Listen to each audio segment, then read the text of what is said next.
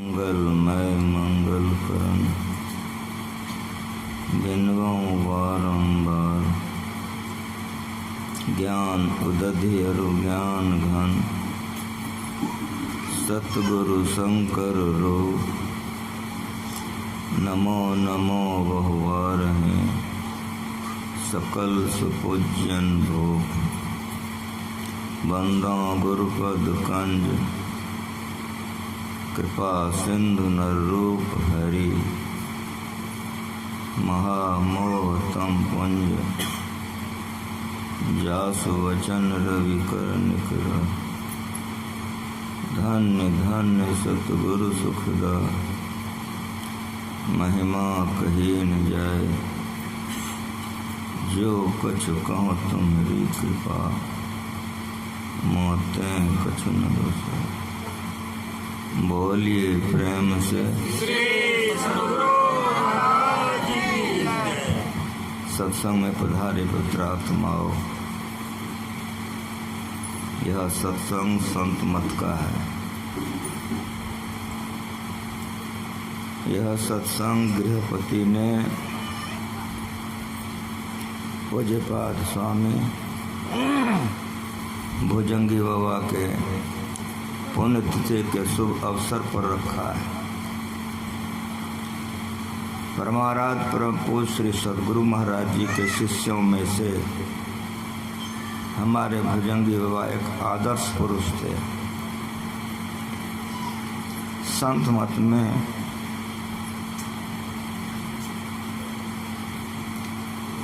इनका आदर्श एक अपने आप में बड़ा विलक्षण रखा है। गजब के थे। संसार में रहकर संसार के तमाम कामों को करते हुए यहाँ तक कि आप जीवन भर नौकरी करते रहे।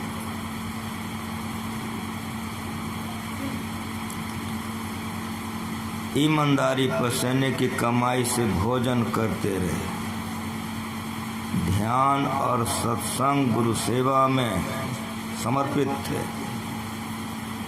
ड्यूटी के आप इतने पक्के थे कि बड़े बड़े इनके पदाधिकारी इनसे डरते थे, सम्मान करते थे। घुसते लोग कहते थे कि बाबा आ रहे हैं। पदाधिकारी लोग के मुंह से निकलता था कि बाबा आ रहे हैं। ऐसे आदर्श पुरुष थे। कारखाना में इनका पैर पड़ते, कारखाना के लोगों का नजर इन पर पड़ता। इतनी शालीनता थी इनमें कि चलते थे तो लोग इनको देखते थे कि कैसे चल रहे हैं। ड्यूटी के आप इतने पक्के थे, ठीक समय पर जाना और अपने काम में तल्लीन रहना। इस साधना की और इनके कार्य की विशेषता थी। अपने काम में आप इतने मशगूल तल्लीन रहते थे कि बड़े बड़े पदाधिकारी भी देख करके कहते थे कि ऐसा ड्यूटी कोई नहीं कर सकता। कभी लेट से गए नहीं और कभी समय पूरने के पहले निकले नहीं। इसलिए बड़े बड़े पदाधिकारी इनका सम्मान करते थे। जब तक आप ड्यूटी में रहते थे तब तक आप अपना कर्तव्य ड्यूटी समझते थे। कर्मयोग भगवान श्री कृष्ण ने गीता में लिखा है। कर्मयोग, कर्मयोगी थे हमारे भुजंगी बाबा। लोगों को करके आदर्श दिखा के गए हैं।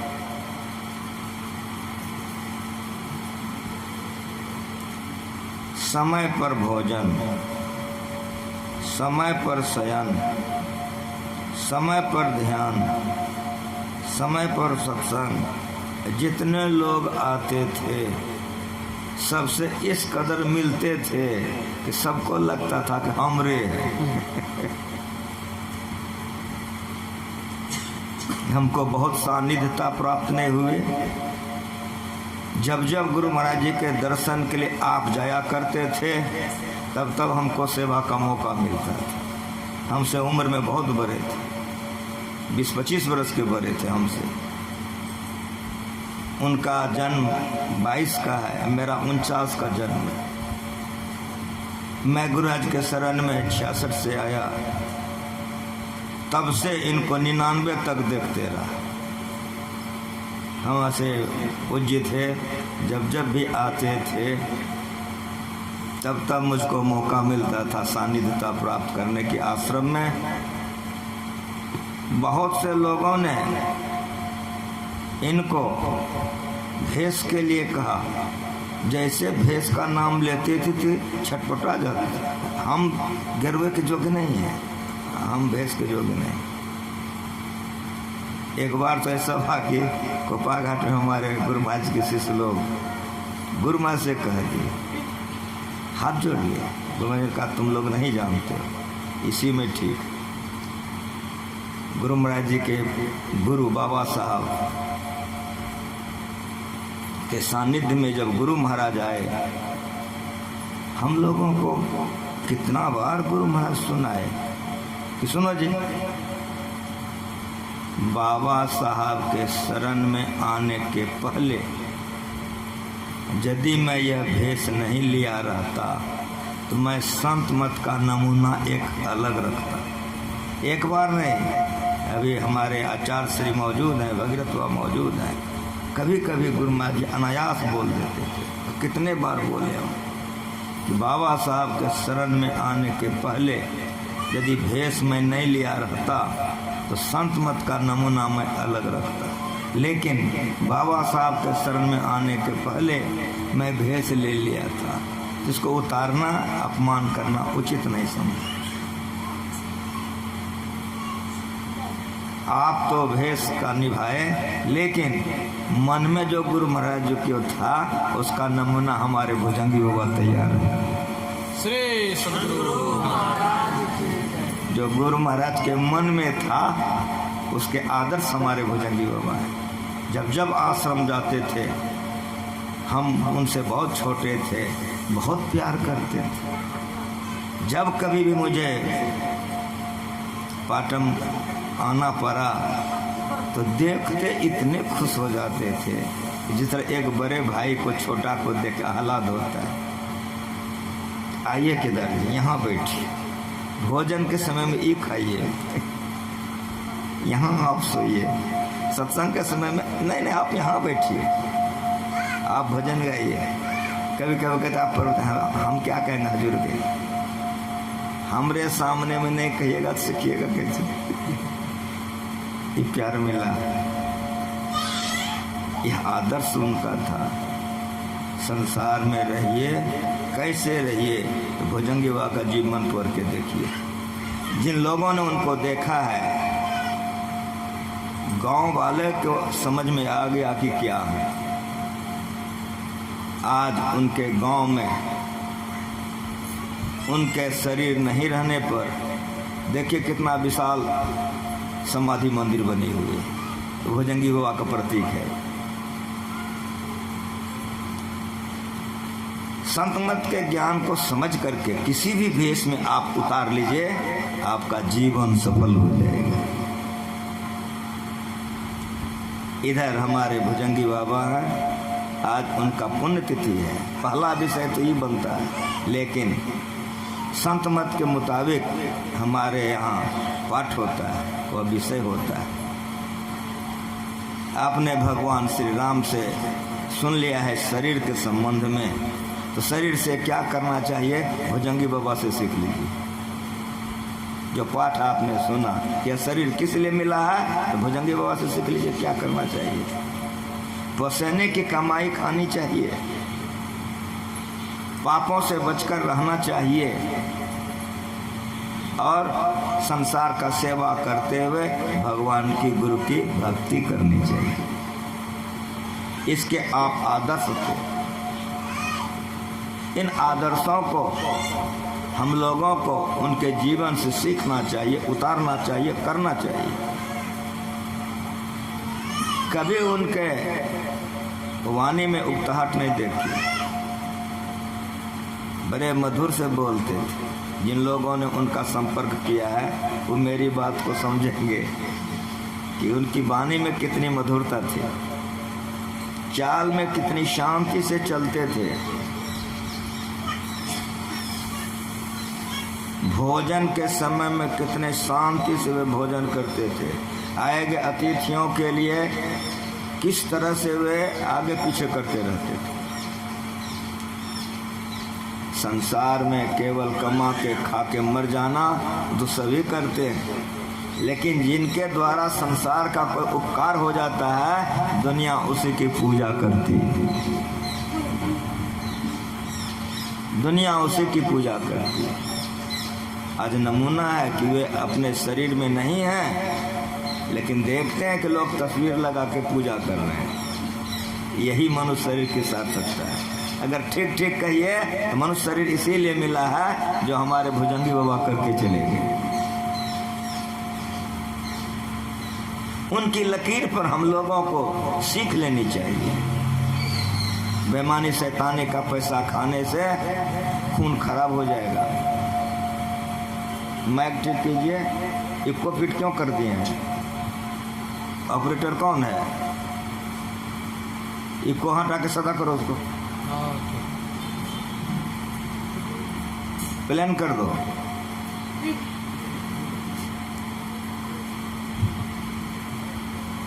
लोग बढ़िया से सुन सकें। ठीक है, अब ठीक। अगर इको है तो उसको खत्म करो, वह हो रहा है, प्लान करो उसको।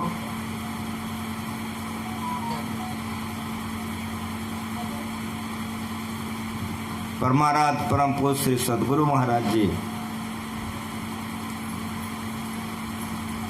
इस धरती पर अवतारी पुरुष थे, संसार को सीख देने के लिए आए थे, और उनके जितने शिष्य लोग उनके सानिध्य में रहे उनमें भुजंगी बाबा अपने आप में एक थे।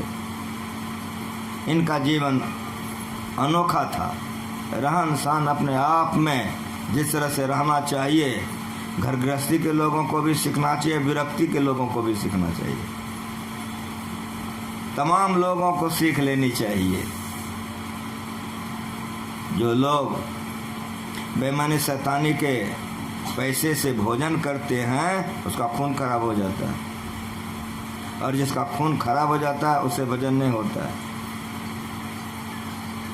ड्यूटी करना चाहिए, ड्यूटी नहीं करेगा तो बेईमानी का पैसा हुआ कि नहीं हुआ। मांस मछली दारू शराब तो नहीं लेना चाहिए, लेकिन पवित्र भोजन में भी पवित्र कमाई होनी चाहिए। अगर कमाई पवित्र नहीं रहेगा, चरित्र पवित्र नहीं रहेगा तो भोजन नहीं बनेगा। शरीर तो नाशवान है, वह किसी का क्यों नहीं रहे। संतों का भी शरीर नाशवान होता है। क्यों? तो शरीर अमर नहीं होता है। शरीर किससे बना है? जिससे संसार बना है। शरीर और संसार दोनों नाशवान है। संसार कौन चीज से बना है? जिस चीज से संसार बना है उसी से आपका शरीर बना है। ये वेदांत ज्ञान है, ये वेदांत ज्ञान है। ये हम लोगों को जानना चाहिए, सीखना चाहिए।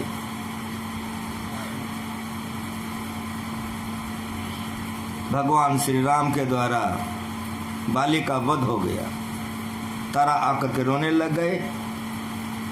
भगवान श्री हरि ने तारा से पूछा कि क्यों रो रही हो? क्या मेरे पति को मार दिए और आप हमसे पूछ रहे हैं कि क्यों रो रही हो? इसी समय में भगवान श्री राम ने तारा को वेदांत का उपदेश दिया है। तुम्हारे पति कौन है? क्षिति, जल, पावक, गगन, समीरा, पंच रचित यह अधम शरीरा। मिट्टी, जल, अग्नि, हवा और आकाश, इसी से 5 से ही संसार बना है, याद रख लीजिए। और उसी 5 से शरीर बना है। क्षिति, जल, पावक, गगन, समीरा, पंच तत्व यह अधम शरीर। अधम तत्व से बना है, इसलिए अधम शरीर है। परम तत्व से नहीं बना है। ये ज्ञान है और ये वेदांत ज्ञान है। ये भगवान श्री हरि ने तारा को दिया है। मंच रचित यह अधम शरीरा, अगर इसी को तुम पति मानती हो तो सो तनु तो तेरे आगे सोवा। आगे में सोया हुआ है, गोदी में लेके चली जाओ। सो तनु तो तेरे आगे सोवा। जीव नित्य, अगर तुम जीवात्मा को पति मानती हो तो उसको मैं मारवे नहीं किया, अब मरता ही नहीं है, वह नित्य है। तुम कहीं लगे रहोगा, कौन पति के लिए तुम रोती हो? ई पति के लिए, वो पति के लिए। ये वेदांत ज्ञान। हमारे भुजंगी बाबा शरीर में नहीं है, शरीर जला दिया गया, दफना दिया गया, समाप्त हो गया। ये वेदांत ज्ञान है, बहुत बढ़िया से सुनिए। शरीर जला दिया गया, शरीर दफना दिया गया, शरीर समाप्त हो गया, कुछ बचा कि नहीं बचा? बचा क्या, हम लोगों को जानना चाहिए। जलाया गया क्या, ये भी जानना चाहिए। अगर ये हम लोग जान जाएं तो शरीर छोड़ने पर जो लोग रोते हैं, हम नहीं रोएंगे। वेदांत ज्ञान के ज्ञानी नहीं रोते हैं। इसीलिए इसको जानना चाहिए। और ये ज्ञान पशु के शरीर में नहीं होगा, हाथी घोड़े के शरीर में यह ज्ञान नहीं होगा। यही ज्ञान के लिए मनुष्य का शरीर मिला है। जो शरीर जलाया गया उसको स्थूल शरीर कहते हैं। ये 5 तत्वों से बना है। लेकिन वेदांत ज्ञान पढ़िए और सत्संग बराबर संत मत का सुनिए। स्थूल का निर्माण तब होगा जब सूक्ष्म बनेगा। जब तक सूक्ष्म का निर्माण नहीं होगा स्थूल बन ही नहीं सकता, कदापि नहीं। और सुनिए कि सूक्ष्म का निर्माण तब होगा जब कारण का निर्माण होगा। जब तक कारण का निर्माण नहीं होगा सूक्ष्म हो नहीं सकता। और सुनिए कि कारण का निर्माण तब हो सकता है जब इसकी खानी होगी, जहां से आएगा। जब तक कारण की खानी नहीं होगी कारण हो नहीं सकता। कारण की खानी को महाकारण कहते हैं। ये चारों के चारों जड़ हैं और इसको बढ़िया से जानना चाहिए। कैसे आप लोग इसको समझेंगे? गुरु महाराज बड़े दया के सागर हुए हैं। चारों वेद, 18 पुराण और धरती पर के जितने धर्म ग्रंथ हैं सबको समेट करके इतना थोड़े में समझा के गए हैं। हमारे कम पढ़े लिखे लोग भी ये ज्ञान में बहुत आगे हैं, बहुत आगे। अच्छा वेदांती हमारे सत्संगी के नीचे आ जाता है। आप गाछ को देख रहे हैं, क्या बाबा गाछ को देख रहे हैं? गाछ मोटा है, बड़ा है, इसलिए उसको स्थूल कहते हैं। लेकिन हजारों वर्ष पहले का गाछ हो, आपसे कोई पूछे कि अंकुर नहीं बनी गाछ बन गया, मानोगे ना? हम मानोगे? अंकुर नहीं बनी गाछ बन गया, मानोगे? सब बात में ऐसे नहीं करो। इन्हें कि यहाँ बैठे हो ससुराल में रहो, चौपटे हो जाएगा। हमरे आगे में बैठो तो हमरे सामने में रहो। बहुत बढ़िया से सुनो। यहाँ शरीर रहेगा, मन कहीं रहेगा, पति के पास, पत्नी के पास, ससुराल में, तो यहाँ बैठना बेकार हो जाएगा। खूब होश में सुनो। हजारों वर्ष पहले का गाछ हो, कहना पड़ेगा पहले अंकुर बनी होगी तब गाछ बना होगा। वेदांत ज्ञान तर्क सिद्ध है, तर्क से भी कोई नहीं काट सकता है। तर्क बुद्धि से होती है और ये ज्ञान बुद्धि से ऊपर की है। इसीलिए बढ़िया से सुनो थोड़ी देर।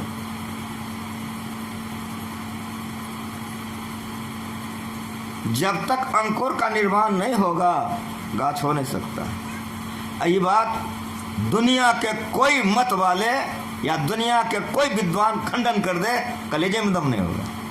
इसलिए संत मत सारी दुनिया को एक करके रखने के लिए है।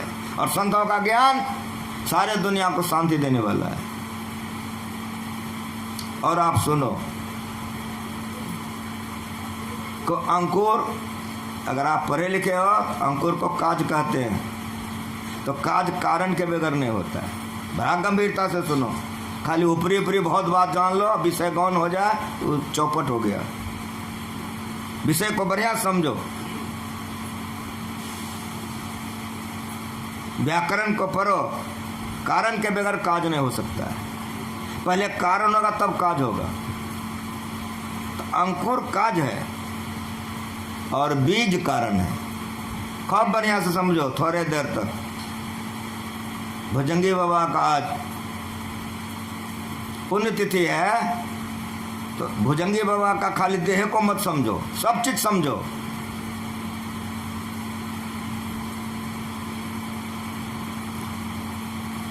जब तक बीज नहीं होगा तब तक अंकुर नहीं हो सकता है, और जब तक अंकुर नहीं होगा तब तक वृक्ष हो ही नहीं सकता।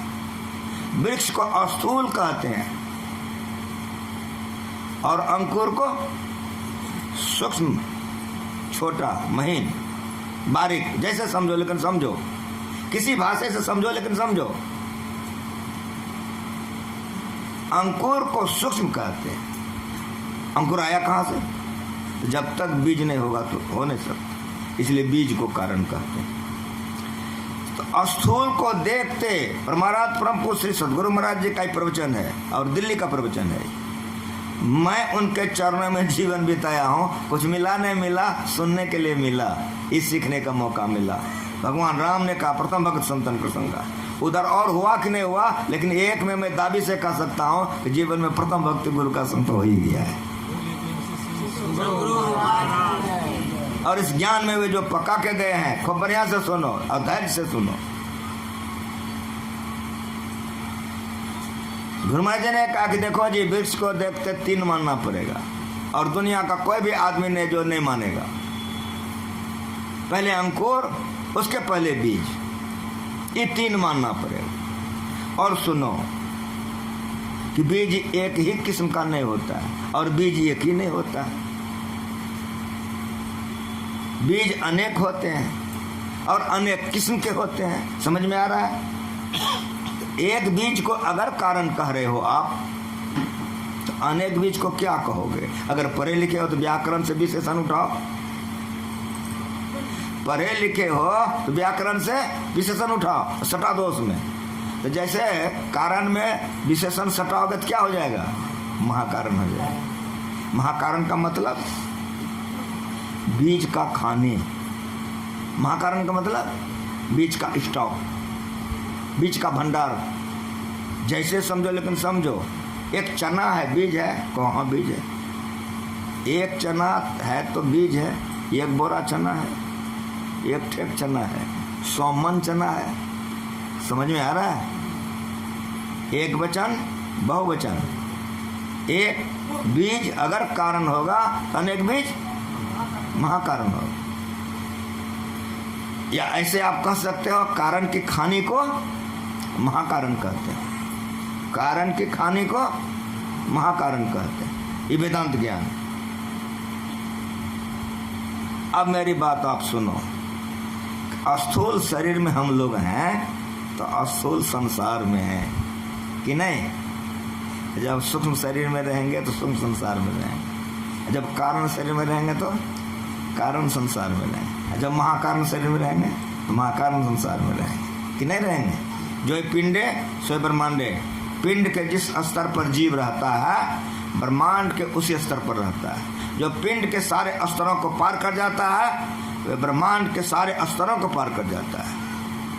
इसीलिए ब्रह्मांड के और पिंड के स्तर को जानो।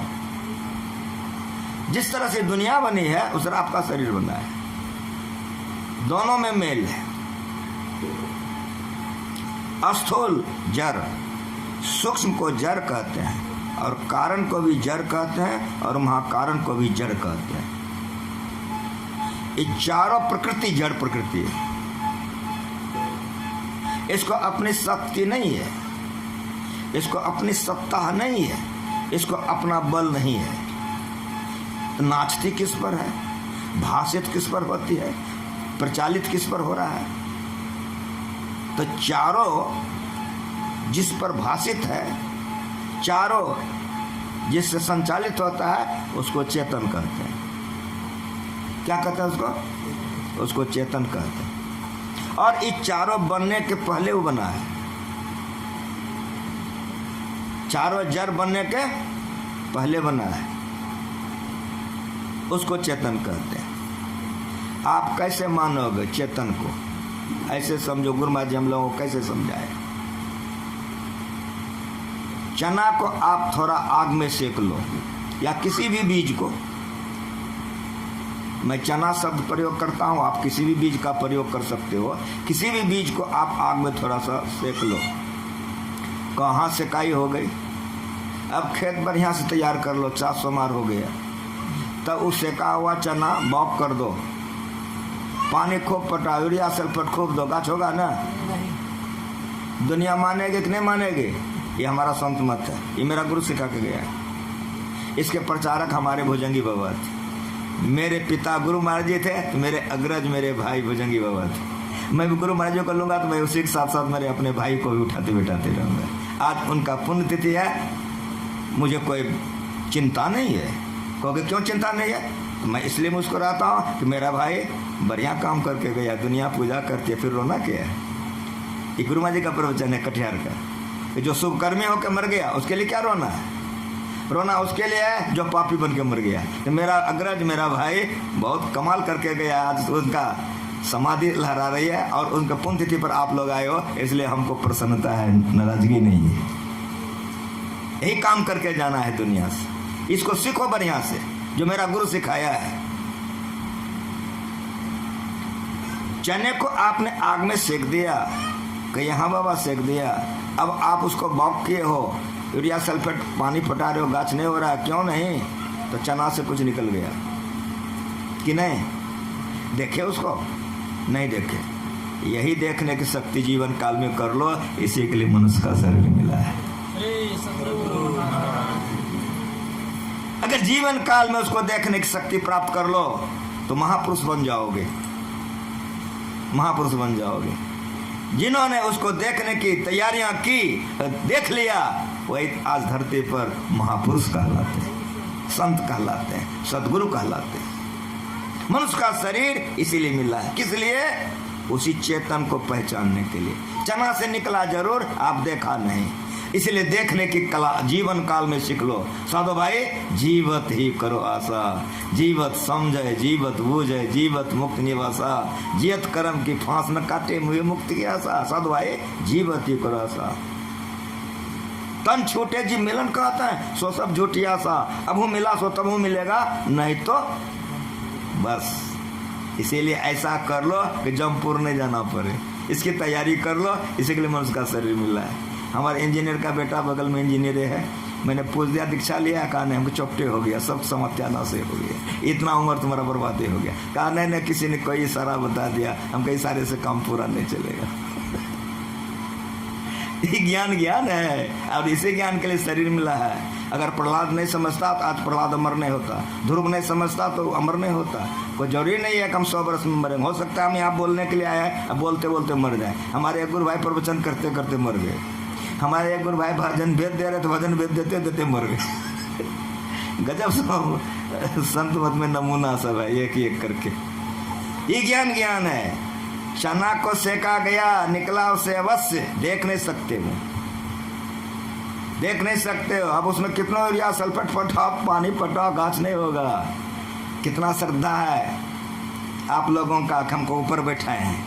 इंजीनियर साहब बोला करके खूब बढ़िया से भोजन कराए, घर में बसा दिए हैं, आप लोग यहाँ बैठे हुए हो। कहो यदि ये बाबा जी को सेक दो तब आगे माइक दे दो, गरजेगा ना, हम बोलो जरा से। मेरा गुरु जो वेदांत सिखाया, हंसते हैं इस वेदांत सीखो। ये ज्ञान के बाद तीनों लोकों में ज्ञान नहीं है। मत सेको, बिगड़ सेकले, अगर इससे चेतन निकल जाए लुढ़क जाएगा, नहीं तुरंत हल्ला करोगे नहीं कि बाबा जी आया था प्रवचन करने, खत्म हो गया। तो जब बाबा जी खत्म हो गया तो बैठोगे ना तुम लोग, हाँ बोलो, चले जाओगे ना, बहुत अच्छा। ये हमको खिलाएगा ना दाल भात कुमरिया से, फिर घर में रहने देगा कि नहीं? समझ में आ गया? ये चारों भाषित किस पर है? स्थूल, सूक्ष्म, कारण और महाकारण किसके बल पर नाच रहा है? चेतन के बल पर। चेतन के बल पर। अगर चेतन महाकारण से निकल जाए, महाकारण कुछ नहीं कर सकता। कारण से निकल जाए, कारण मर जाएगा। सूक्ष्म से निकल जाए, सूक्ष्म मर जाएगा। अस्थूल से निकल जाए, अस्थूल मुर्दा हो जाएगा। तुरंत सब चले जाओगे। यही ज्ञान समझाने के लिए 4 वेद बना है, 18 उपनिषद बना है, गीता बना है, रामायण बना है, और जितने धर्म ग्रंथ बने हैं यही समझाने के लिए। जो इस ज्ञान को समझ लिया वो भटकेगा नहीं। ये स्त्रियां कर सकती हैं, पुरुष कर सकते हैं।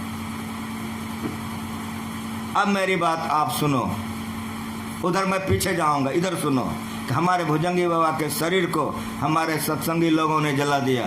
कहो हाँ, समाधि बनी है ना, जलाया गया ना।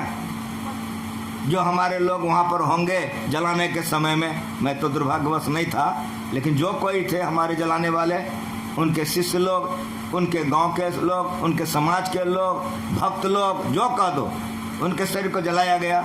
कहो हाँ, समाधि बनी हुई। कहो हाँ, उनके शरीर को जलाया, उनके कारण शरीर को जलाया, उसके महाकारण शरीर को जलाया, उसके चेतन शरीर को जलाया, उसके आत्मा को जलाया। इस सब का उत्तर क्या होगा? इसका उत्तर होगा नहीं, नहीं, नहीं, नहीं। इसका उत्तर ये होगा नहीं। और सुनो, इतने नहीं, और सुनो, भुजंगी बाबा के मन को आप जलाए हो, तो उसकी बुद्धि को जलाए हो, उसके चित्त को जलाए हो, उसके अहंकार को जलाए हो। सबका उत्तर क्या होगा? नहीं, नहीं, नहीं। ये वेदांत ज्ञान। तो जलाए क्या हो? तो का उत्तर होगा अस्थूल शरीर जलाया गया है। उसके अलावा सबका सब बच गया, सबका सब बच गया।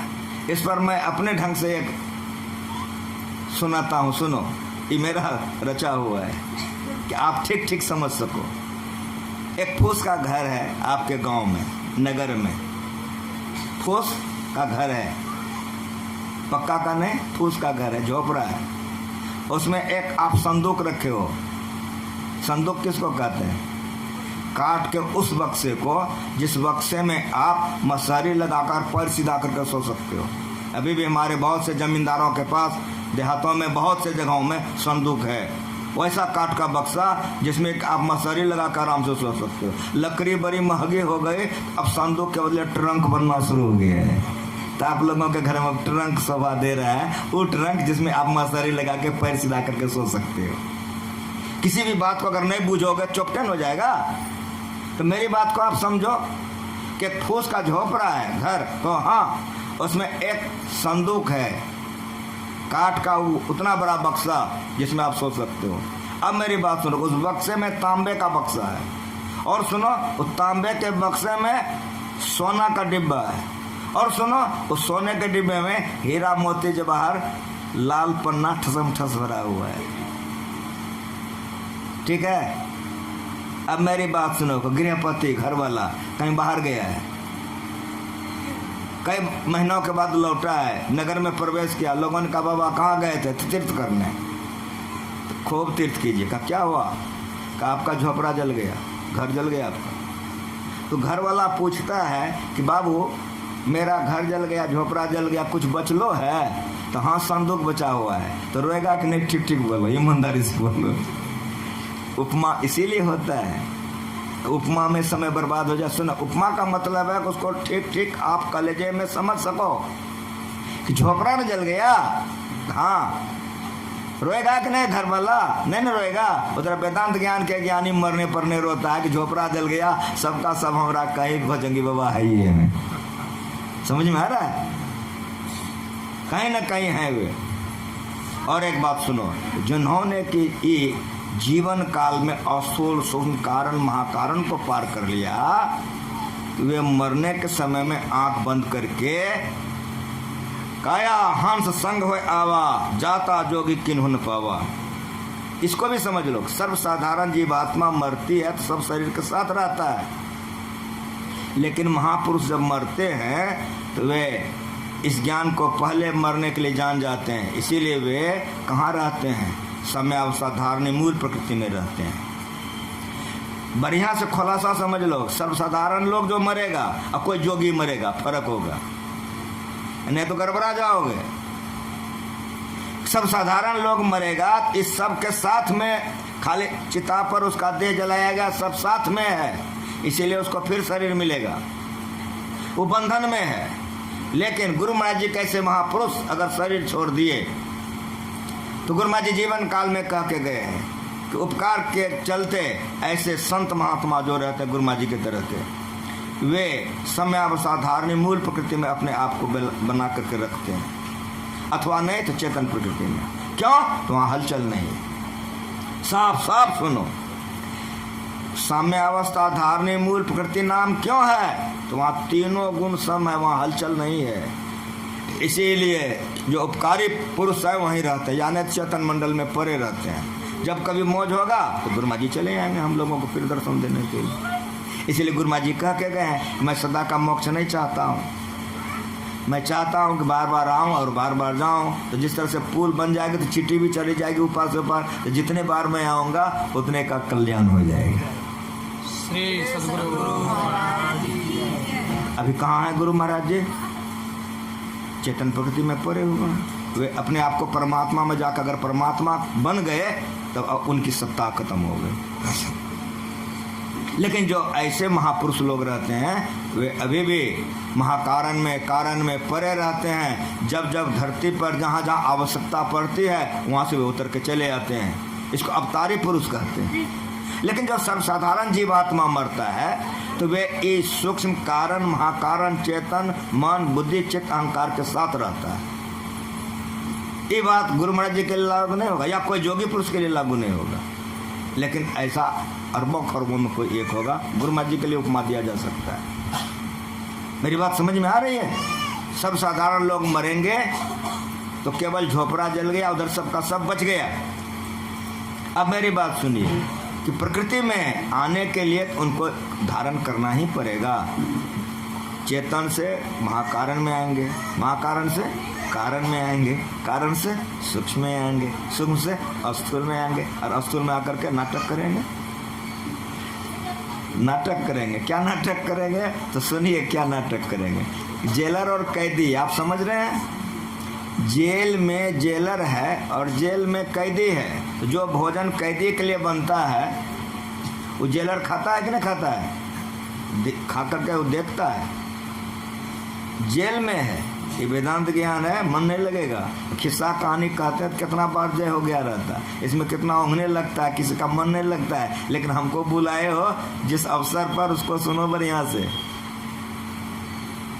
जेलर कहाँ है? जेल में। कैदी कहाँ है? जेल में। कैदी रोता है कि हम तो कैद में हैं, इतना बरस की सजा है। लेकिन उसी जेल में जेलर रोता है? क्यों नहीं रोता है? जवाब दो हमको, क्यों नहीं रोता है? वो वही खाता है, वही है, दोनों साथे साथ है, दोनों बोल रहा है, बैठ रहा है, उठ रहा है। ये रोता है, वो नहीं रोता। क्यों नहीं रोता है? जवाब दो। उसका उत्तर है कि जेलर के पास में चाबी है। जेलर के पास में चाबी है, वो जब चाहेगा तो निकल जाएगा, जब चाहेगा तो रह जाएगा। तो महापुरुष के हाथ में चाबी है, वो बिंदु और नाद है, उसके सर ऊपर चला जाता है, ऊपर चला आता है। इसलिए महापुरुष रोते नहीं है, नाटक करते हैं, दिखलाते हैं लोगों को, लेकिन वे मुक्त हैं। जीवन मुक्त सो मुक्ता हो, जब लग जीवन मुक्ता नहीं तब लग दुख सुख भुगता हो। समझ रहे हैं? ये अज्ञान ज्ञान है, इसके अलावा जितना ज्ञान है अज्ञान है। चिता में जलाया गया सब साधारण का अस्थूल सूक्ष्म कारण महाकारण, केवल अस्थूल शरीर जलाया जाता है। अब मेरी बात आप लोग बढ़िया से सुनिए कि मन साथ में है। हम लोग कर्म करते हैं तो मन में संचित रहता है, उसी के चलते जन्म होता है। अगर आप पाशविकी वृत्ति में जी रहे हैं तो मरिएगा तो मरकर पशु बन जाइएगा। अगर आप मनुष्य शरीर में हैं, आपका रहन सहन खान पीन पवित्र नहीं है तो मरिएगा तो भूत प्रेत बन जाइएगा। सुने हैं कि नहीं कि मर के भूत बन गया है? सुने हो कि नहीं सुने हो? इसीलिए मनुष्य शरीर किस लिए मिला है, ये भगवान श्री राम का उपदेश है। बड़े भाग मानुष तन पावा, सुरदुर्लभ ग्रंथ गावा, साधन धाम मोक्ष कर द्वारा। इस साधन का धाम है और इसमें मोक्ष का दरवाजा है। आज भुजंगी बाबा साधन करके नहीं गए रहते तो आज उनके पुण्यतिथि पर इतना मेला नहीं लगता और उनके तस्वीर पर फूल नहीं चढ़ाई जाती। साफ साफ सुनो, क्लियर।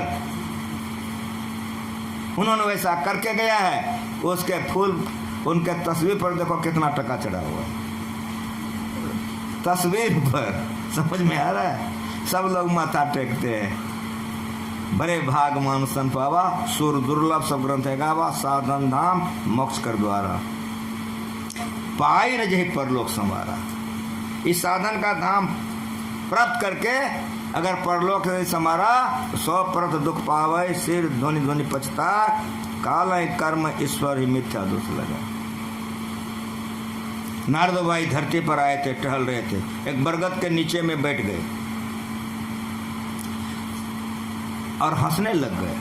तुमरो ऋषि साथ में थे, कहा बहुत खुश हैं, क्या बात है? कहा तुम कुछ देखा कि नहीं देखा? कहा जी देखा। कहा क्या देखा?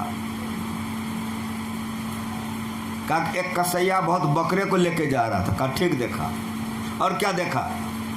कहा उस बकरे में से एक बकरा निकल के वो बनिया के घर में घुस गया। कहा ठीक देखा। और क्या देखा? कहा बनिया के घर में जाके बकरा मुंह मारा, अनाज खाने लग गया, बनिया उठा, बकरा का गर्दन पकड़ के मुंह में मारा, अब मुंह से दाना निकाल के पकड़ के लाया, और कसैया से कहा कि इसका हमरा बहुत दाना खाया है, काटोगे तो कलेजा पहुंचाना। तो नारद बाबा फिर हंसने लग गए। तो गुरु जी ने कहा कि समझे में नहीं आ रहा है कि आप इतना खुश क्यों हो, क्यों हंस रहे हैं आप? कहा कि नहीं समझा। कहा नहीं, यही दुनिया नहीं समझती। अगर समझ जाए तो लोग दुर्गति से बच जाए। सुनो, वो बनिया का देखो भवन कैसा है? का बहुत आलीशान है। का पाया? का बहुत मोटा मोटा है। का छत दिवाली? का बहुत लंबा चौड़ा है। का कोई बकरा का बनाया हुआ है। कौन बढ़िया सुनो, सुनने आए हो, प्रमाण के साथ सुनो। नारद बाबा ने कहा कोई बकरा का बनाया हुआ सब कुछ है वो। और सुनो, जिसने बकरे का मुंह पकड़ के मारा वो बकरा का बेटा है, मर गया, पाशविकी वृत्ति में बहुत कमाया, धन बहुत कमाया, भजन भेद नहीं लिया, ध्यान भजन नहीं किया, पाशविकी वृत्ति में भोग विलास में जीवन बिताया, मर करके पशु बन गया। अगले जन्म के संस्कार बस अपना समझ करके 2 गाल खाया था, बेटा ने मारा और कहा कलेजा पहुंचाना। अगर भजन भेद लेके ध्यान भजन नहीं करोगे तो वही बेटा तुम्हारे लिए एक दिन दुश्मन हो जाएगा। घर से कत सवेरे कारो भूत होए घर कहीं है, अजो मूड करो सत्संगत संतन में कुछ कहीं है। नर बबुधर जो जन नहीं गुरु के जम के मारक जई हैं, असुर दास भगवंत भजन बिन बिरथा जन्म गमई। पाशविकी वृत्ति में अगर जीवन चला गया तो मर करके पशु हो जाओगे। इसीलिए भगवान राम ने क्या कहा? बार बार सुने होए, यह तन कर फल विषय न भाई, स्वर्ग स्वल्प अंत दुखदायी, नर्तन पाए विषय मंदे ही, पलट सुदाते सट विसले ही, ताय कबो भल कहीं न कोई, गुंजा गरे प्रस्मनि खोई। आकर 4,84,000 जोनि भ्रमति जीव अविनाशी, फिरत सदा माया कर प्रेरा, काल कर्म स्वभाव गुण गहरा, कभू करी करना दे देत इसमें हेत सने। जो हमको सुनाना था मेरा मालिक सिखा गया, मेरा बाप कि बेटा जो तुमको कहना हो पाठ करवा दो या कर दो, जो समझने वाला होगा समझ लेगा। हाँ, इतना कर सकते हो जो तुम समझते हो समझा दो। संतों के ज्ञान को जो समझेगा वो अवश्य मोक्ष की ओर जाएगा। कोई नई बात संत मत में नहीं कहा जाता है। यदि कोई कहता है हम नया कहता है तो उसका अहंकार बोलता है। हमारे ऋषि मुनि पहले से वेद लिख के चले गए हैं, उपनिषद गीता रामायण में ज्ञान भरा हुआ है, तो नया कहां से लाएगा वो? नर्तन पाए विषय मंदे ही, जरा इस पर गौर करो तो रोने लग जाओगे। खाना बनाने लगेगा, पति अच्छा नहीं लगेगा, पत्नी अच्छी नहीं लगेगी, बेटा अच्छा नहीं लगेगा, घर मकान अच्छा नहीं लगेगा। खाली विचारो तो नर्तन पाए विषय मंदे ही, कितना कड़ा तमेचा है। कोई गाली दे दिया, बुझ भी नहीं किया, गुस्सा लगेगा कि नहीं? दादा पोता ठहरा है, अब कोई उधर से पढ़ा लिखा आया, दादा को अंग्रेजी में गाली दे दिया, दादा को गाली दिया अंग्रेजी में, दादा पढ़ा लिखा नहीं है, तो दादा को गुस्सा लगेगा कि नहीं लगेगा? नहीं लेगा। अब पोता अंग्रेजी पढ़ा है तो पोता कहेगा ना दादा क्या कहा, सुने कि नहीं, तो नहीं, तो ऐसे ऐसे गाली दिया आपको, जूता खोलेगा कि नहीं? समझ में आ रहा है?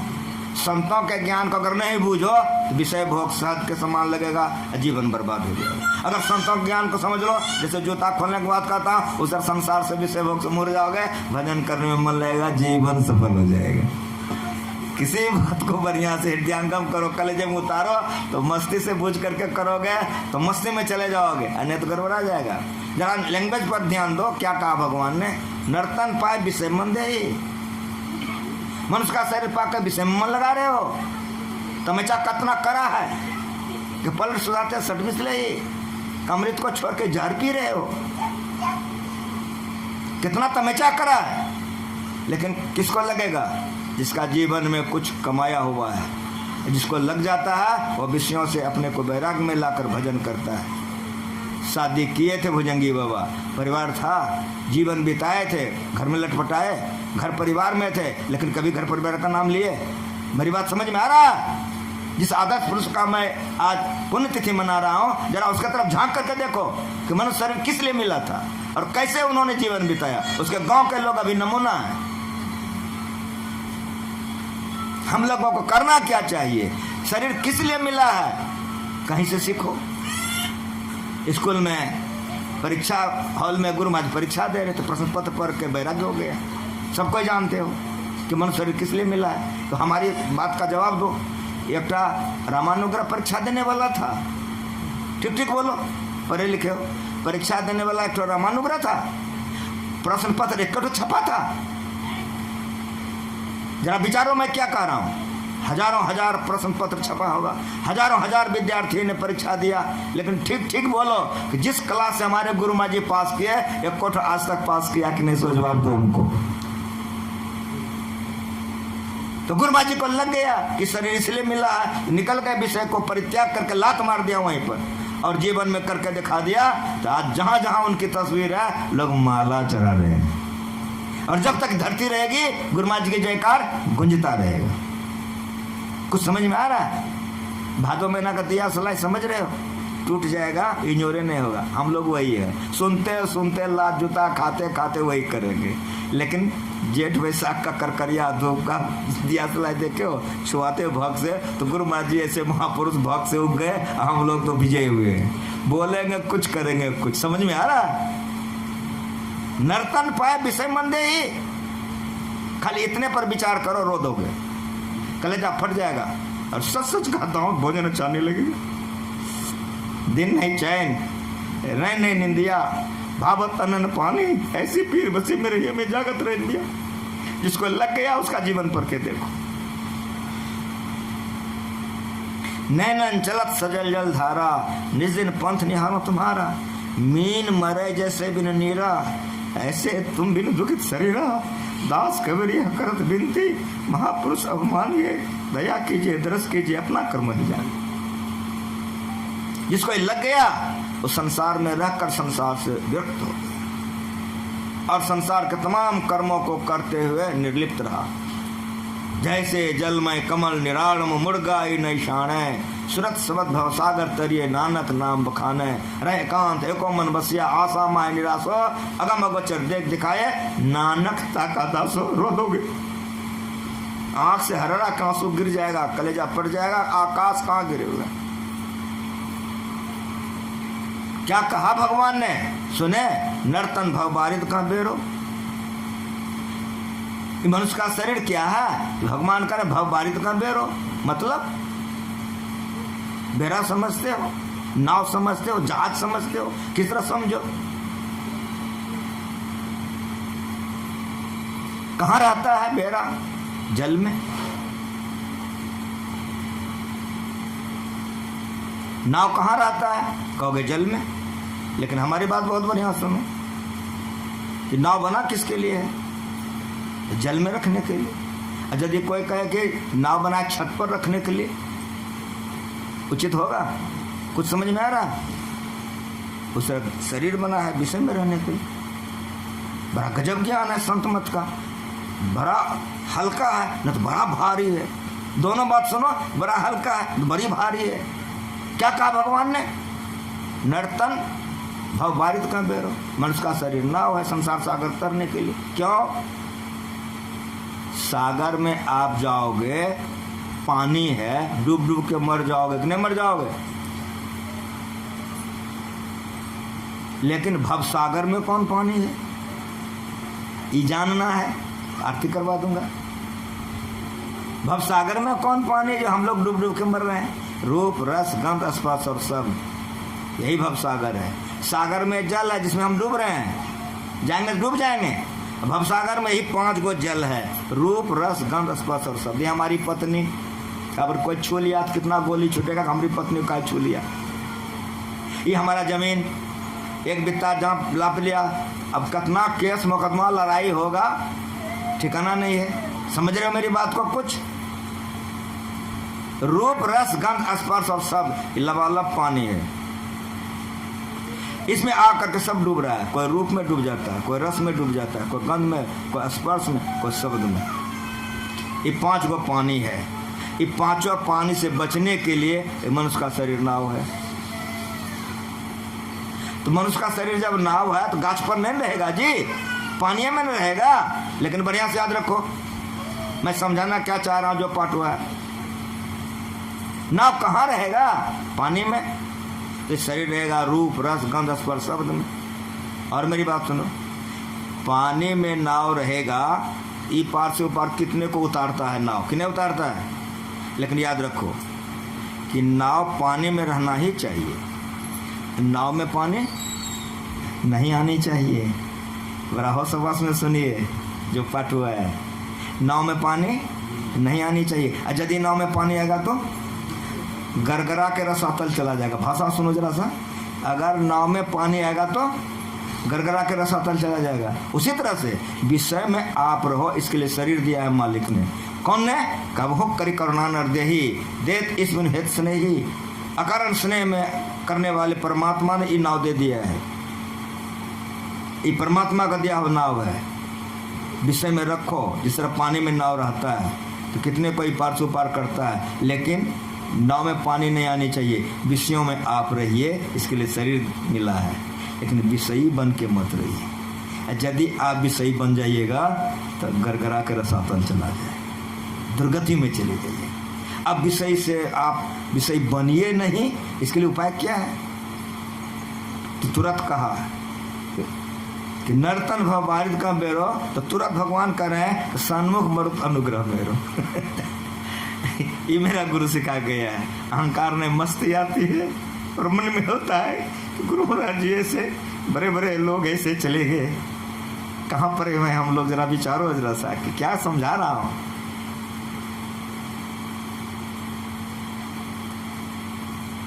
तुरंत भगवान कह रहे हैं सन्मुख मरुत अनुग्रह मेरो। पढ़े लिखे हो आप लोग? सन्मुख में ना आमने सामने, मरुत में ना हवा, और अनुग्रह में ना कृपा। इसलिए कुछ विद्या पढ़ना चाहिए, लेकिन इतना विद्या नहीं पढ़ना चाहिए कि चौपटे हो जाए, कि मांस खाए, मछली खाए, शराब पिए, दूसरे की बहू बेटी को लेकर क्लब में जाए, जैसे कि लेगा हे विद्या तू महाविद्या, वो विद्या तो डुबाइए देगा। और जैसे 12 ऊंचे ऊंचे क्लास में जब बच्चे जाते हैं, शराब पीते हैं, अंडा खाते हैं, सब विद्या सत्यानाश। उस विद्या को तो अविद्या का है संतों। ये विद्या विद्या है। सन्मुख मरुत अनुग्रह मेरो, भगवान कह रहे हैं। मतलब क्या हुआ? मतलब विवाह के नाव पर आप चढ़ गए हो, अगर हवा उल्टी हो नाव जाएगा कि नहीं ऊपर? नहीं जाएगा। सब बात मैंने हो सब बात में सुनो। अगर उल्टी हवा होगी तो नाव बढ़वे नहीं करेगा, नाविक नाव नहीं खोलेगा। सन्मुख मरुत, अगर सीधी हवा होगी तो नाविक नाव खोल देगा। और जो नाव 4 घंटा में ऊपर जाने वाला है वो हवा के झोंका से 2 घंटा में चला जाएगा। सन्मुख मरुत अनुग्रह मेरो, भगवान कह रहे हैं। जो मांस नहीं खाते, मछली नहीं खाते हैं, शराब नहीं पीते हैं, अपने पति को छोड़कर दूसरे पास नहीं जाती है, अपने पत्नी के अलावा दूसरे पास नहीं जाता है, इसको बेविचार कहते हैं। साफ साफ सुनो पर्दा खोल करके, बेविचार जो नहीं करता है, हिंसा जो नहीं करता है। अगर यदि कोई भी बात को हम ठीक ठीक नहीं समझ सके तो गलती करते हैं। गुरुमा जी लिख के गए हैं और भगवान की वाणी है ये। सन्मुख मर्त अनुग्रह में रहो। झूठ चोरी निशान सा व्यभिचार जो नहीं करता है उसके लिए क्या है? तो भगवान कहते सन्मुख मर्त अनुग्रह में रहो। उसके लिए हमारी कृपा अनुकूल पवन का काम करता है। मुस्कुरा दोगे, मुस्कुरा दोगे, अनुकूल पवन का काम उसके लिए करता है जो पापों से बच के रहता है। उसके लिए भगवान का तक सन्मुख मर्त अनुग्रह में रहो। हमारी कृपा ऐसे भक्तों के लिए अनुकूल पवन का काम करता। मतलब यह कि जो 4 घंटा में जाएगा ऊपर, वो ईश्वर की कृपा से 2 घंटा में चले गए। कहने का मतलब कि भगवान गोदी में लेने के लिए तैयार है।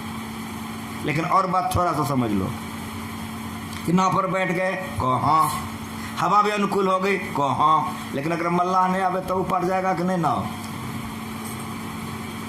नहीं जाएगा। भगवान का बात सुनो, कर्णधार सदगुरु देखना हुआ, इसलिए गुरु कर लीजिए, इसीलिए गुरु कर लीजिए। जिस दिन गुरु करके आंख बंद कर दृष्टियोग ध्यान करोगे, नादानुसंधान करोगे, भजन ध्यान करोगे, उसी दिन से जीवन सफल होगा। नहीं तो इतना संसार बेकार हो गया।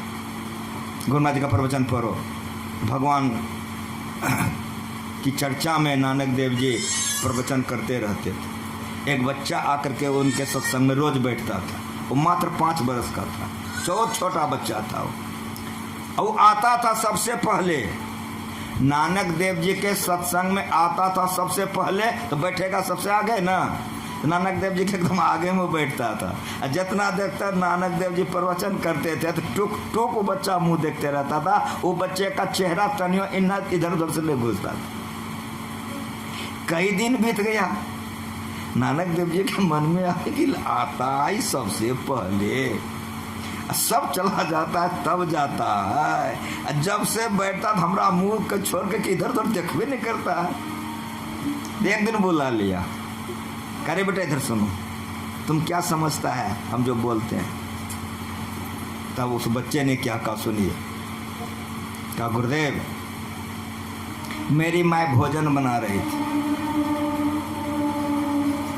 मुझे बुला ली कि तुम चूल्हे में लकड़ी झोंको। मेरी माँ पे काम में चली गई। गुरुदेव, मैं लकड़ी को चूल्हे में झोंकने लगा। जो पतली पतली टहनियाँ थी वो तुरंत जलती थी। मैं सट उसको चूल्हे में घुसा था, लेकिन गुरुदेव जो मोटका था वो नहीं जलता था। उसको ससारते तो कंडा ससरता था। तो मेरे मन में हो गया कि मैं तो बहुत पतरका हूँ, जल्दी मर जाऊंगा, सुन नहीं सकूंगा, ये मोटका सब दिन सुनेगा, तो इसीलिए मैं आपका बहुत कौन से सुनता हूँ। श्री सद्गुरु महाराज इतने खुश हो गए नानक देव जी, उठा करके कहा कि तुम बच्चा नहीं, तुम बुढ़ा हो। सुनो, संतों के मुंह से जो निकल जाता है वह वेदवाणी है। परो गुरु नानक देव जी के जीवन चरित्र को 10 गुरु हुए हैं। वो लड़का जिसको गुरु नानक देव जी ने कहा कि तुम बुढ़ा हो, 7 गुरु का तिलक किया। इसीलिए नानक पंथ में बुढ़ा बाबा सबसे प्रसिद्ध है और उनकी पूजा सबसे बेसी होती है। बुढ़ा बाबा 7 गुरु का तिलक उस बुढ़ा बाबा ने किया है अपने हाथ से। इतनी लंबी आयु हुई है उनकी। काल करे सो आज करे सो डॉक्टरी मास्टरी कि बिहार शादी घर मकान, समझ में आ रहा?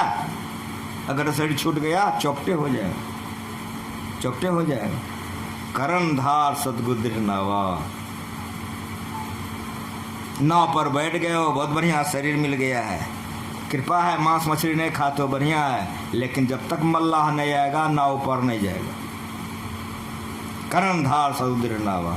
लेकिन और याद रखो, झूठे गुरु के पक्ष को तजतन कीजिए वार, द्वार न पावे शब्द का भटके बारंबार। साचे गुरु के पक्ष में तन मन दे ठहराए, चंचलते निश्चल भया नहीं आवे नहीं जाए। अगर गलत गुरु के चक्कर में पड़ जाओगे तो गड़बड़ाइए जाओगे। हम एक जगह भजन भेज दे रहे थे, एक महिला आ गई, पढ़ी लिखी थी, संभ्रांत घराने की थी। मैंने पूछा कि आप मांस मछली खाती हैं? तो नहीं खाती हूँ। आपके पतिदेव क्या करते हैं? तो इंजीनियर हैं। कितना पढ़े हुए हैं? तो एमए पढ़े हुए हैं। तो वे दीक्षा लिए हैं? हाँ बाबा, फलाने मत में दीक्षा लिए हैं। मांस मछली खाते हैं? हाँ बाबा, मांस मछली अंडा शराब सब लेते हैं। हमारा दिमागे चकरा गया। कहते हैं भजनों भेज लिया, फिर कहते हैं मांसो मछली खाता है। हम कहे कहाँ है?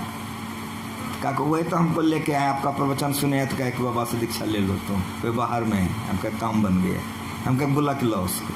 वो आ गए, मैंने उनसे सब बात पूछा, उन्होंने कह दिया। हमका सुनिए, आप दीक्षा लेकर के मांस मछली कैसे खाते हैं, शराब कैसे पीते हैं? कहा बाबा जिन्होंने मुझको दीक्षा दिया है उन्होंने कहा है कि 6 दिन खाओ, 1 दिन मत खाओ, तुम्हारा उद्धार हो जाए। ऐसे सब गुरु धरती पर मौजूद हैं, प्रमाण के साथ बोलता हूँ।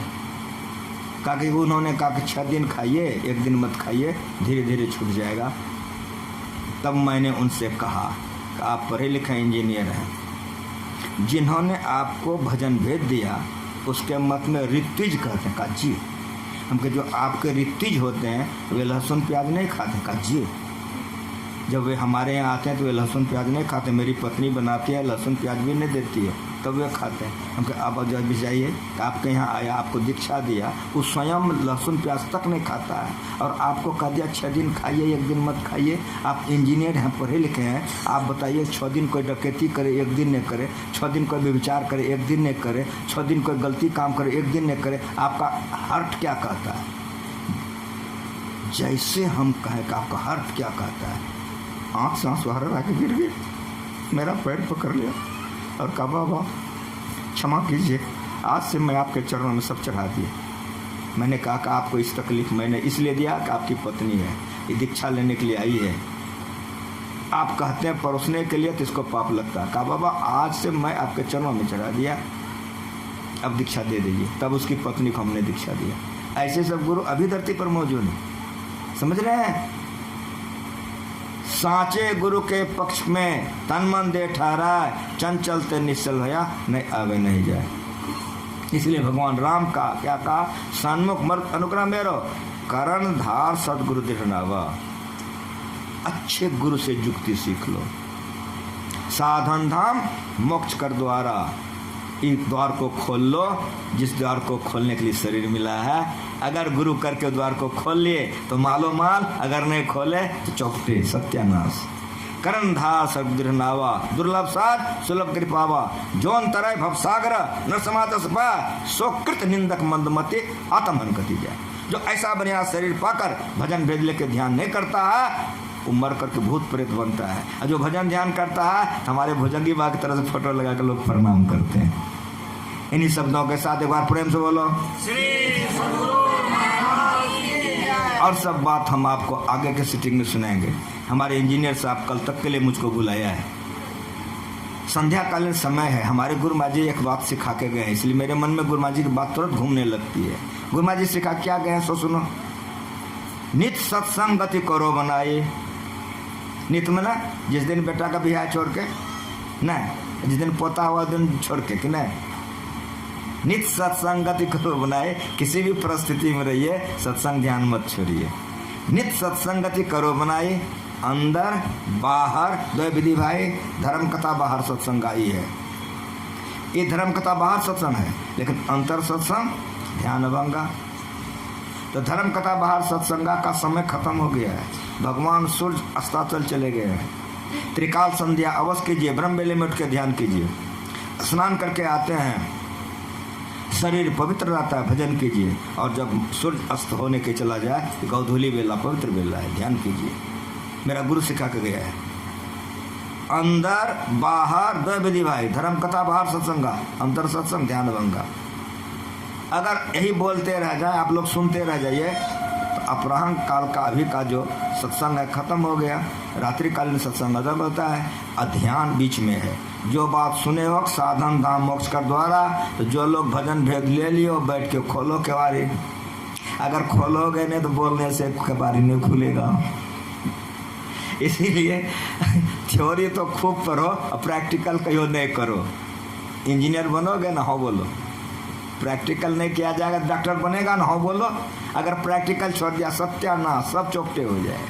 इसीलिए नित्य सत्संगित करो बनाए, अंदर बाहर दो विधि भाई। धर्म कथा बाहर सत्संगा, अंतर सत्संग ध्यान भंगा। 2:30 बजे रात से अमृत बेला शुरू हो जाता है, इसको ब्रह्म बेला कहते हैं। 2:30 बजे रात से प्रारंभ होता है। जहाँ जहाँ ध्यानाभ्यास का शिविर लगता है, हमारे साधक लोग 2:30 बजे उठ जाते हैं, घंटी बज जाती है। और 3 बजे पैर हाथ धो के सारे साधक ध्यान में तल्लीन हो जाते हैं। तो 2:30 बजे रात से अमृत वेला होता है, उसको ब्रह्म वेला कहते हैं। आप लोग घर परिवार में रहिए, अवश्य रहिए, लेकिन अगर ब्रह्म वेले में उठ के ध्यान नहीं कीजिए तो मुंह फाड़े सोबत रहे ताको लागे तो पाप लगेगा। समय पर जो भोजन नहीं करेगा, बहुत रात में भोजन करेगा, समय पर जो नहीं सोएगा, टीवी चलाते हुए 1 बजे सुतेगा तो भोर पे उठेगा कि नहीं, सो बोलो। अगर नहीं उठे तो पाप लगेगा। इसलिए ब्रह्म वेले में उठने के लिए सवेरे खा के सवेरे सो जाइए। 2:30 बजे रात से ब्रह्म वेला कब तक रहता है? जब तक भगवान सूरज का उदय नहीं हो जाता है। भगवान सूरज का उदय हो गया, अमृत वेला खत्म, ब्रह्म वेला साफ। अब स्नान करोगे, पवित्र शरीर रहेगा, बैठ के ध्यान करो। काहे ध्यान करो? हमारी बात आप सुनो। भोजन काहे करो? जवाब दो। उत्तर होगा कि नहीं, भोजन करें तो मरिए जाए। डर से भोजन करते हो कि नहीं? उसी तरह अगर भजन नहीं करोगे तो भूत प्रेत बन जाओगे। इसीलिए भजन वेद लेके ध्यान करो, भूत प्रेत कुत्ता गधा घोड़ा नहीं बनोगे। ये संस्कार बारंबार मनुष्य का शरीर दिलाएगा। इसलिए ब्रह्म वेले में उठ के ध्यान कीजिए, जो सुनना है, जो भजन भेद लिए हैं। स्नान करके आते शरीर पवित्र है, बैठ के ध्यान कीजिए। और सूर्यास्त होने जा रहा है, बहुत बढ़िया बेला है। हम बंगाल में लोग धुमना भी जलाते हैं, दीपक भी जलाते हैं। बिहार में हमारी माँ बहनें खाली दीपक जलाती हैं, लेकिन बंगाल को मैं धन्यवाद देता हूँ कि धुमना और दीपक दोनों जलाते हैं।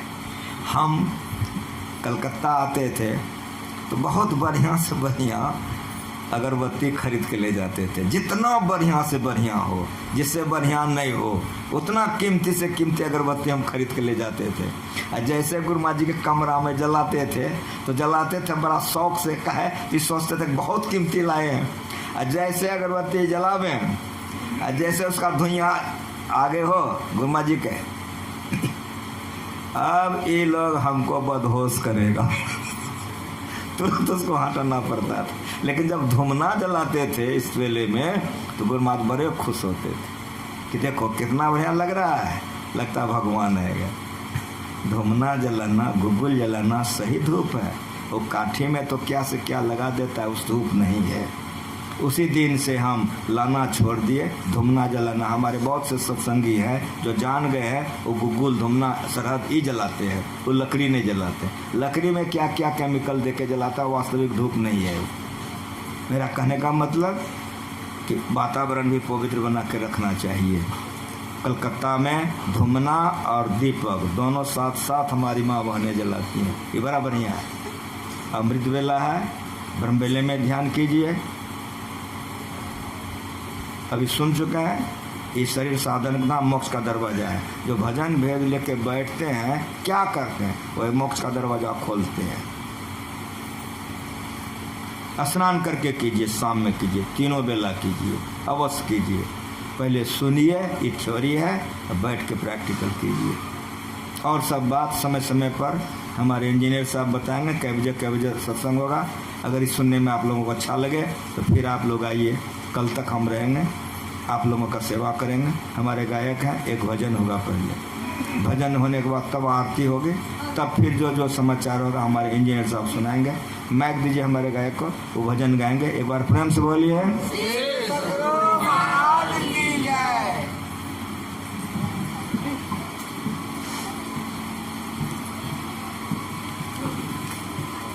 बोलिए प्रेम से श्री सद्गुरु महाराज की जय। से बीज क्यों बोते हो, 184 भ्रमी गमाया, फिर क्यों पाप पिरोते हो। बल वैभव पौरुष को पाकर क्यों पागल सा होती हो। धन सुत दारा के खातिर शेष पटक क्यों रोते हो। अंत समय कोई काम न देगा, क्यों इस बोझ को ढोते हो। के दरिया भजु नाम धनी का, क्यों गफलत में होती हूँ। आइए भजन गंगा में हम लोग स्नान करें, शांति पूर्वक शब्दों पर ध्यान देंगे। मन पामर हो नर्तन काहि को धरी, मन पामर हो नर्तन काहे को धरी, क्षण क्षण काल यकाल बितावत भजता नाही हरि, क्षण क्षण काल यकाल बितावत भजता नाही हरि, मन पामर हो नर्तन काहे को धरी, मन पामर हो नर्तन काहे को धरी, मन पामर हो नर्तन काहे को धरी, बीते खात खिलात बलापन बात बोले तोतरी, बीते खात खिलात बलापन बात बोले तोतरी, फिरत नगन तन धूरी लपेटे मातु पिता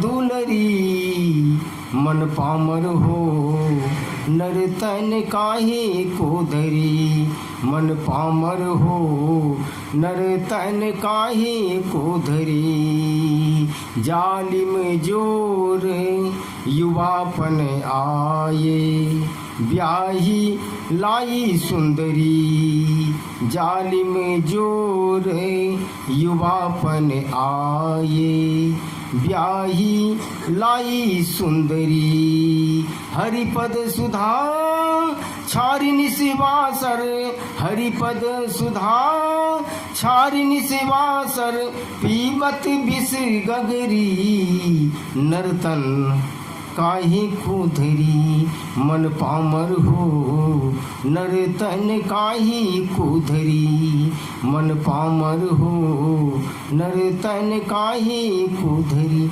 वृद्ध भये तन कांपन लागे कफ पित बात भरी, हाँ वृद्ध भये तन कांपन लागे कफ पित बात भरी, लक्ष्मीपति परिचारी कहत है, लक्ष्मीपति परिचारी कहत है, अब हम का करी, नर्तन काहे को धरी, नर्तन काहे को धरी, मन पामर हो नर्तन काहे को धरी, मन पामर हो नर्तन काहे को धरी। श्री सद्गुरु महाराज की